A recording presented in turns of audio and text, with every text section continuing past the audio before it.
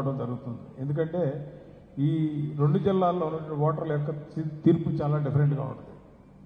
మరి ఈ కూటమి వచ్చిన తర్వాత ఇప్పుడు మనకి మార్కుల ఎగ్జామినేషన్ రాసిన తర్వాత మార్కులు ఎట్టేస్తారో ఈ గెలుపు మనకు ఒక గీటురాయి.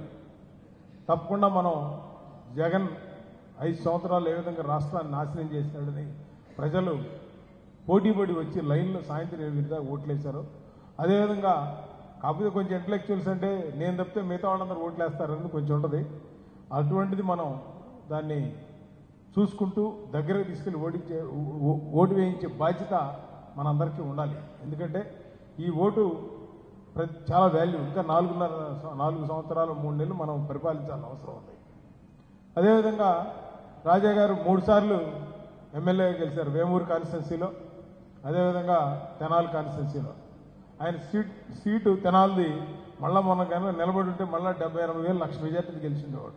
కానీ ఆయన సీటుని త్యాగం చేసి కూటమి కోసం అక్కడ ఉన్నటువంటి జనసేన అభ్యర్థిని ఆదిల మనోహర్కి ఇవ్వటం, ఇచ్చిన తర్వాత కూడా చాలా హానెస్ట్గా అక్కడ గెలవడానికి పనిచేయటం, మరి కూటమి అభ్యర్థిగా ఈ రోజున మన ముందుకు రావడం జరిగింది. నేను ఈ విషయం ఎందుకు చెప్తున్నానంటే మనిషికి త్యాగానికి గుర్తింపు మనం ప్రజలు ఇవ్వాలి.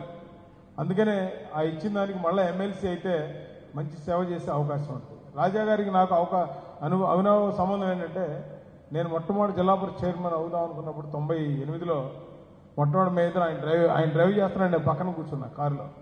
ఇద్దరం కలిసి గుంటూరు నుంచి వడ్లమూడి వెళ్తుంటే నువ్వు గ్యారంటీగా చైర్మన్ అభ్యర్థివి అని నాకు ఆ రోజు సపోర్ట్ చేసిన వ్యక్తి. ఆ తర్వాత ఎంత నిర్మోహమాటంగా ఉంటాడంటే నాకు మంగళగిరిలో ఇన్ఛార్జ్ ఇస్తే నువ్వు ఆ మంగళగిరి ఇన్ఛార్జ్ తీసుకోబాకు, అక్కడ నీకు సీటు రాదు జీవితంలో, ఎప్పుడు కూడా నువ్వు పనిచేయాల్సి వచ్చి చెప్తే నీకు సీట్ ఎవరు అక్కడ బీసీలకే ఇస్తారు, నువ్వు చంద్రబాబు గారు చెప్పారు ఎగేసుకోనంటే 4 రోజులు చేసిన తర్వాత నేను దాన్ని రిజైన్ చేశాను. అంటే మంచి చెప్పినా చెడు చెప్పినా మొహాటం లేకుండా చెప్తారు. అదేవిధంగా ఇంకొక విషయం ఎందుకు చెప్తున్నానంటే మనిషి యొక్క వ్యక్తిత్వం పార్టీ కార్యకర్తల కోసం లీడర్ అనేవాడికి ఉండే క్వాలిటీ ఎలా ఉంటుందంటే మామూలుగా పొలిటికల్ లీడర్ ఏం చేస్తారంటే ఫోన్ చేసి పోలీస్ స్టేషన్కి బాబు మా వాడు వస్తున్నాడు చూడాయి అంటాడు.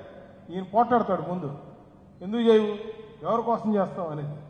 నేను ఎందుకు చెబుతున్నా అంటే ఇక్కడ ఉమ్మడి జిల్లాలో మనకు వస్తే ఒక మంచి నాయకుడు, అదేవిధంగా ఈ వేదిక మీద ఉన్నటువంటి అశోక్ బాబు గారు అవచ్చు, లేకపోతే మాజీ మంత్రివర్యులు, మరి ఇక్కడ పార్టీ అధ్యక్షుడిగా ఉన్నా కూడా మరి అక్కడ శ్రీనివాసరాజు గారు, వీళ్ళందరూ కూడా ఇక్కడికి వచ్చింది ఎందుకంటే మనం సీరియస్గా తీసుకోమని ఈ యొక్క గెలిపించాలని ఒక మంచి ఉద్దేశంతోనే ఈ రోజున మనందరం ఇక్కడ రావడం జరిగింది.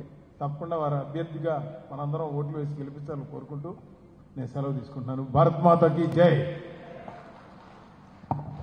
ధన్యవాదాలు. ఇప్పుడు తెలుగుదేశం పార్టీ